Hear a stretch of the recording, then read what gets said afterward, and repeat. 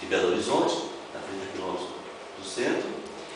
Isso aí era uma colônia de trabalhadores na primeira mina de transformação de minério que foi instalada pelos ingleses no século XIX, início do século XIX. Então os ingleses vieram para instalar essa mina e construíram a colônia dos moradores. Já naquela época, os ingleses tiveram uma atitude coerente, podemos classificar como preocupada com sustentabilidade, mesmo sem ter esse conceito na época, né? Ou seja, uma região onde se construía muito com terra, tinha a tradição de construir com adobe e com taipa, eles não importaram o material da Inglaterra para fazer as casas da Inglaterra, fizeram as casas de adobe, aproveitando o conhecimento local, né? Agora é que inventaram essa história de tirar a casa de adobe e fazer de blocos de concreto. Por quê? Aqui está escrito aqui, ali as velhas casas de adobe, as mesmas feitas pelos ingleses, ainda eram habitadas por esses funcionários das minas, mas estavam com rachaduras e em péssimo estado de conservação. O problema é conservação. Foi feita lá no metade do século XIX. Então as casas aí com 100 e tantos anos, 150 anos, mais de idade, ainda estavam funcionando, né? E a rachadura estava faltando só manutenção. Será que daqui a 150 anos alguém vai falar assim, as casas 2.0 no lugar das casas 1.0? Se esse 1.0 vai ficar em perfeitas condições, 150 anos, sem manutenção?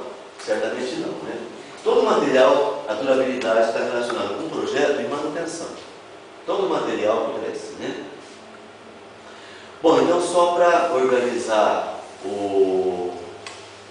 a apresentação das várias técnicas, existe uma infinidade de técnicas de trabalhar com terra para produzir habitação, para construir com terra, né? Então tem esse centro de pesquisa que é uma escola de arquitetura da França, de Grenoble, que é um dos primeiros centros que começaram a desenvolver pesquisa sobre o tema, sistematizar o conhecimento, né? E aplicar. É o CRATER. Então tem várias publicações deles, das mais antigas, e eles, para facilitar a difusão, ensinar em escola o uso da terra como material de construção, eles agruparam aquela infinidade de técnicas em 12 grupos e organizaram isso aí em função do estado hídrico que a terra é utilizada. Então, em função do estado hídrico da terra. Então, desde a terra seca ou sólida, passando pela terra mais úmida, plástica, com um pouco mais de umidade, até a terra quase líquida, uma lama. Então, a terra pode ser usada seca, aquela técnica do tijolo, do solo, cimento, prensado, é uma técnica de uso da terra quase seca, ou levemente úmida. O adobe já vai na terra plástica, o pau a pique também é a terra mais plástica, faz um barro mais mole para poder moldar. Então a terra, se não passar pelo processo de queima, tem isso. Aumenta a umidade, ela perde resistência, mas ganha plasticidade, consigo moldar. À medida que ela perde a umidade, ela vai perdendo a plasticidade, vai endurecendo, vai ganhando resistência. Se não passar pelo processo de queima, isso é indefinido. Molha, fica plástico, seca, fica resistente e não tem fim, né? Bom, daí para cada uma desses 4 estados hídricos aí da Terra, são as técnicas. Então eu tenho aqui, essa ilustração é meio borrada, porque a publicação original muito antiga é preto e branco, eu escaneei, como mexendo, trocando cor sempre, né? Mas aqui é interessante esse círculo do CRATER, porque para cada técnica tem um íconezinho que sintetiza as principais características da técnica. Então, terra escavada, terra cortada, etc. Onde está o adobe? Está aqui, ó. Eles estão fazendo adobe. A terra que eles chamam de terra armada. Está aqui o pau a pique. Então a gente vê a madeira, vê o barro, formando uma camada aí na parede, né? Então cada desenho já sintetiza bem isso. Agora, quando que a gente vai usar uma técnica ou outra? Quando que eu vou usar adobe, quando que eu vou usar pau a pique, quando que eu vou usar taipa? Lembrando que com a colonização, para o Brasil vieram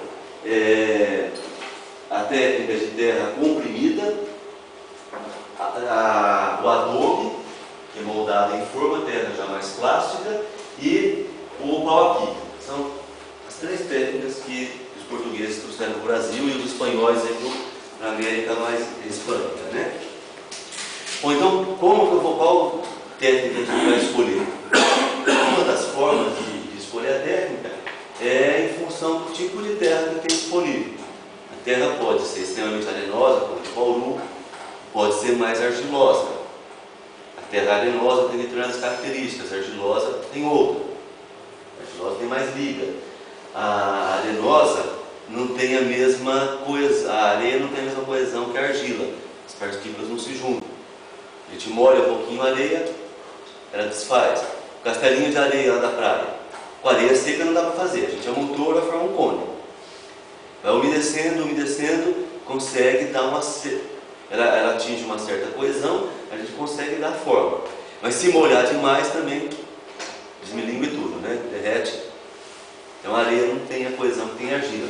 Então a argila tem determinadas características, a areia tem outras, tem que saber como funciona a terra para escolher a melhor técnica. Então para isso, a gente precisa fazer a classificação do solo.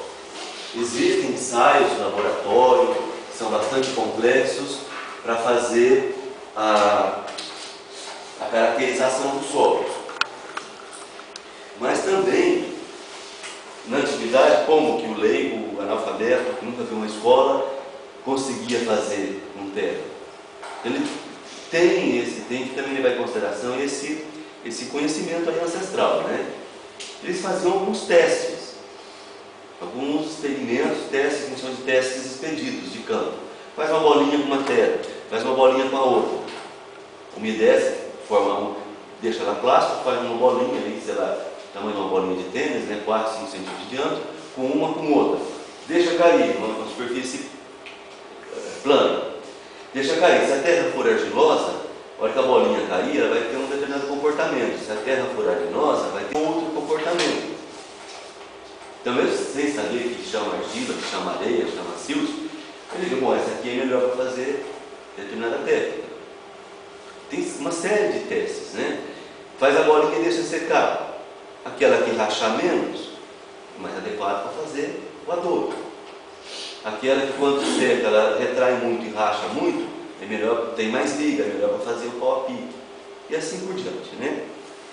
Então tem nessa publicação aqui, ó, tá? São as duas versões, tá, em português e em espanhol, que eu e mais 4 colegas do Proterra, a Célia é da Bahia, o Rotondado da Argentina, o Patrício é do Peru e o Márcio é de Piracicaba. Tem 3 do Brasil, mas o Brasil é muito grande, um de cada região, né? De quem participava do Proterra e 2 de fora. Então a gente reuniu que tem essas informações dispersas em várias publicações, depois eu passo aí para vocês darem uma olhada, né? Dos testes expedidos de campo, não ensaios de laboratório, para identificar a terra. Então, às vezes, por um teste não dá para ter certeza, faz outro e vai cruzando para a gente conhecer o máximo possível de características.